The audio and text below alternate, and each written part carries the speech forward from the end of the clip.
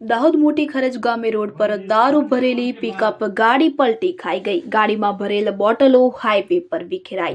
વિગતે વાત કરીએ તો દાહોદ જિલ્લો મધ્યપ્રદેશ અને રાજસ્થાનની બોર્ડરોને જોડતો જિલ્લો છે। ગુજરાતમાં દારૂબંધી છે, તેમ છતાં બુટલેગરો દાહોદ જિલ્લાના અંતરિયાળ ગ્રામ્ય વિસ્તારોના રસ્તાઓમાંથી વાહનોમાં દારૂ ભરી ગુજરાતમાં પ્રવેશે છે। જેમાં મોટી ખરજ ગામ નજીક ગરબાડા દાહોદ હાઈવે પર પિકઅપ ગાડીમાં ભરી દારૂનો જથ્થો દાહોદ તરફ આવી રહ્યો હતો। તે દરમિયાન કોઈ કારણોસર પિકઅપ ગાડીના ચાલકે સ્ટીયરિંગ પરથી કાબુ ગુમાવી દેતા દારૂ ભરેલી પિકઅપ ફોર વ્હીલ ગાડી કે જે હાઈવે પર પલટી ખાઈ ગઈ હતી, કે જેમાં પિકઅપ ગાડી પલટી ખાતા ભારતીય બનાવટનો પ્રોહિબિશનનો જથ્થો હાઈવે પર વિખેરાયો હતો। વહેલી સવારે ગ્રામ્ય વિસ્તારોના લોકોએ દારૂ ભરેલી પિકઅપ ગાડીનો અકસ્માત થયો હોવાની જાણ થતાં જ લોકો દોડી આવ્યા હતા અને દાહોદ ગ્રામ્ય પોલીસને દારૂ ભરેલી ગાડીનો અકસ્માત થયાની જાણ કરતા દાહોદ ગ્રામ્ય પોલીસ કાફલો પણ ઘટના સ્થળે પહોંચ્યો હતો અને કાર્યવાહી હાથ ધરી હતી।